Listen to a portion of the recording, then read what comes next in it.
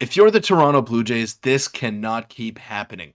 The pitching has been pretty good, but there is no margin for error on this team because they are just not hitting right now. And we're waiting for them to wake up. We've been waiting all season long, and we're almost halfway through the year, and they've yet to do so. So we'll break down this rough stretch of games and much more on this episode of Jays Digest.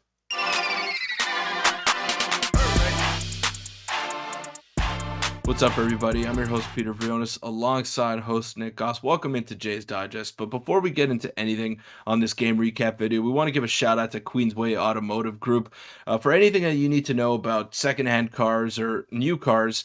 They got you covered. They got you covered for everything that you need to know about that. They're a bunch of second generation car guys that love their Toronto sports through and through. And they got you hooked up for anything that you need to know when it comes to new or used cars. Yeah, and make sure to check out the link in the description if you're interested in that. But as well, your support has been unbelievable. Make sure to hit the subscribe button. And let's get into this very unfortunate game. And it's a tale of the same old for the Blue Jays. And this can't keep happening. And we're going to focus on a specific player, but we're also going to focus on the whole bullpen day thing. We're 0-2 now in bullpen days. So the bullpen days, they just hurt the team on the day of. They hurt the team throughout the week. It puts a lot more stress on John Schneider, and he has already enough decisions to make, and he's made some questionable ones, which we'll touch on later, but he has so much. He doesn't have a lot to work with right now. And Peter, what are we going to talk about for this can't keep happening? The one specific player that we'll touch on for a minute. We don't need to harp on him, but he has been absolutely brutal, and we cannot keep putting him in games that are less than 4 runs.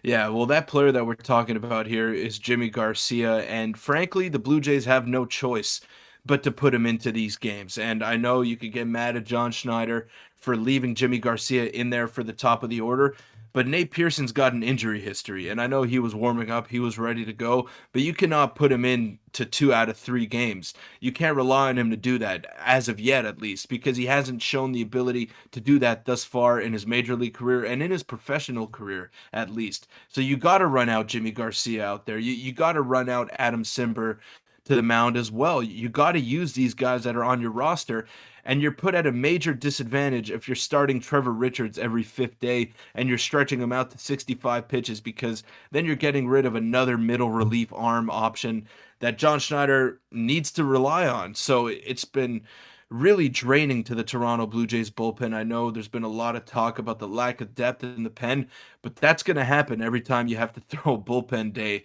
every 5th day out there. And it just has not been something that is going to be sustainable for the Blue Jays, and it's real tough to watch as a fan. Yeah, and going through the box score of the pitching today, Trevor Richards went 3 innings, gave up 2 home runs.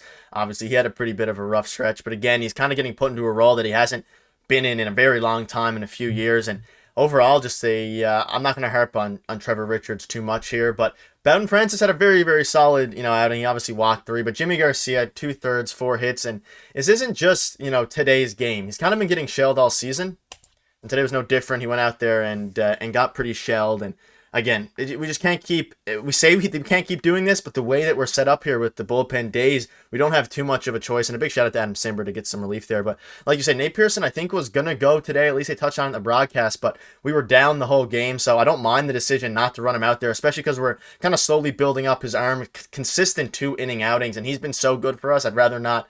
If they don't feel comfortable with him, there's a reason he didn't go out there today. I'll trust him on that. But Jimmy Garcia has to be better. As much as, the bullpen is struggling, he has to be better. He really does. And he has been getting shelled all season long. But any final touches on this? I don't want to harp on him too much. I mean, he's getting asked to do a lot more than he probably should right now. But these bullpen days, they're getting tough. And I know they lined up Kevin Gausman yesterday to where now we have Bassett going tomorrow to close out the series, which is very, very good. But these bullpen games are hard to watch. It just shows how volatile relievers are from year to year in Major League Baseball. You could be great one year like Jimmy Garcia was last season, and now this year he looks like a shell of himself. He's not able to go out there and get you 3 outs, and that's a big problem that the Blue Jays are facing. Same thing with Anthony Bass before he got released, and you could say the same about Adam Simber, but before today's outing, he just hasn't been good, and there's a lot of arms down there in the pen that have not been good this year for the Blue Jays. And you could say all you want about John Schneider's usage of the bullpen, but you can't keep running the same 3 guys out there every night, because It's a 162 game season. You're not going to get 162 appearances out of Nate Pearson, out of Jordan Romano, out of Eric Swanson. It's just not something that's ever happened in Major League Baseball. So you got to manage your bullpen the best as you can if you are John Schneider, but you got to get more out of these guys that you have relied upon in the past, and you're just not getting that right now. Bowden Francis did what he could, but he's a rookie. Hard to rely on him as well. He had a bit of a rough outing. I know he had 0 earned runs there, Walked a but he lot. had that home run that was called back. He walked a lot of guys, long 25 pitch innings and back to back innings. It's just not good enough. Trevor Richards, 65 pitches through 3 innings. That's also not good enough. It's just not enough that you're getting out of these bullpen guys. And I don't care when you do it, but I think it needs to happen right now. You got to get a starter and a fifth starter to eat some innings. Whether it's someone that's not good, whether it's someone that's very good, but this cannot keep happening because it is draining the bullpen and it is costing the Blue Jays games when they're in the middle of a wild card race right now. Yeah, no, I agree. And honestly, as a whole, especially the top end, the bullpen has been great. They lead the league in strikeout rate, but like you said, the bottom half needs to be better. I feel bad almost saying that because the front office is putting them in a position where they had to do bullpen games, which is obviously messing everything up. But we'll touch on the offense now, and this is another thing: is the offense has been. I mean, ice cold almost seems like an understatement for the for the Blue Jays so far this year. We can say at this point, so far this year they've been ice cold. It continues today. I can't remember the last time they've had a big blowout win with offense at least. Springer, you can look at the box score here. I'm not going to go over it. Dalton Varsho had a very, very good game. He had his home run. He's been hitting very, very well and has been on, pretty much fire for the past week or so. He had a home run there. Peter, what do you think about the offense? Do you think they're going to come around? I know a lot of people are losing hope, it's tough to watch right now, the offense, and Vladdy at least had a couple hits and a walk, but again, we're cherry picking here on another loss in a game where the offense couldn't muster more than 2 runs against the team. Yeah, well, Vladdy, silver lining from today's game, Exactly. he had a very Yep. good day at the plate. I think a couple of rocket hits.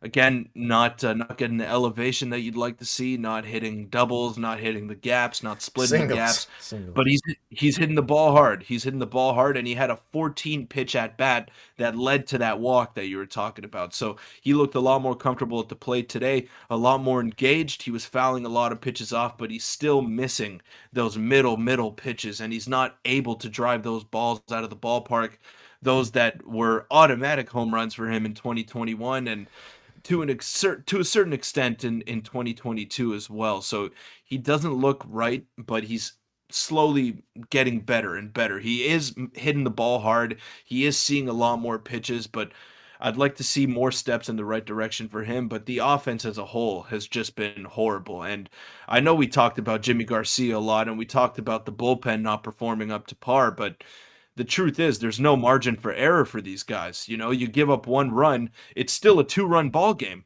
You should still be able to go out there against Josh Spores and get a couple of hits together. The Jays couldn't even do that. So as much as we want to blame the bullpen for blowing leads or for not being able to hold games to where they are in the current score, the offense just has to be better. And I don't even know if this is a blip anymore because we're almost halfway through the season. They're 39 and 33. Will the offense ever come around? Because we've been waiting since the first series of the year against the St. Louis Cardinals. Yeah, we hope so. And like you said about Vladdy, his peripherals are all pointing to him breaking out at some point. Do we know if it's going to happen? No, but this is definitely a step in the right direction. And Matt Chapman is another guy who's been ice cold, but we won't harp on those guys too much. A couple silver linings again is Varsho and Guerrero. We're happy with that. If they can start coming around, hopefully the offense will get going. But overall, pretty rough. And let's get into some John Schneider searching for answers. And Peter, a few things. We'll go over this quickly before we wrap up the video. The Kirk, the pinch hit Kirk for Dalton Varsho. They got Espinal in for Biggio. Spencer Horwitz didn't start the game. I thought for sure he would get a start in this game today just to get him out there. I mean, we're searching for answers. The offense is ice cold anyway. I know Biggio's been hot, but you'd think it may have been a good time for Horwitz to come. Very quick thoughts on John Schneider as a whole. Obviously, he's limited and handcuffed a little bit. He's in a pretty tough spot with the way that the team is hitting. He can't control the hitters, but a bit of a questionable decision to pinch hit Kirk there, especially given Varsho's power and his ability lately. Well, I get the move, but you did acquire Dalton Varsho to be your everyday guy, and that's what Joe Siddall said on the broadcast. That's what Caleb And it's not Joseph like said Kirk's been tearing after the the cover game. off the ball either. Exactly, exactly. He did hit the ball pretty hard Why not? Why to not? the left fielder Travis Jankowski. Got pretty unlucky, lined out there, but you got to play Dalton Varsho every day, and he had a home run and another rocket single to right field today. So you kind of got to ride that wave, especially if your offense is this cold. But John Schneider is not the only one searching for answers, Nick. We're doing the same thing over here, game after game, and the Jays are what? They're 12-7 in their last 19 games. And it doesn't feel like that at all. It feels like it's been much worse. And I guess if you take the glass half full approach, you could say, well, if they come around, I mean, this pitching is going to lead them to a very special place, but are they ever going to come around? And that's not at all on John Schneider, whether the offense performs or not. I mean, it's just been abysmal all season long, and I'm waiting, man. I'm waiting for that breakout game where they just win like 12-1, get the monkey off the back, and then they start rolling. But it feels like we've been waiting for weeks for that. The good thing is that the defense has been fairly good. The pitching has been amazing. So if we can get the offense rolling, which the team has the capability to do, then they should be able to go places. And honestly, I've seen a lot of people on Twitter call out Guillermo Martinez more than John Schneider, and maybe that's where if there's any coaching blame. But again, who knows how much of an impact the hitting coach truly has. But either way, that'll wrap up the video. Again, a bit of a longer one today. It was a bit of a rough one, but we're bearing with it. Another game tomorrow with Chris Bassett on the hill, and I like our chances in that game. Hopefully we can win the series. We'll see you guys tomorrow. Thanks.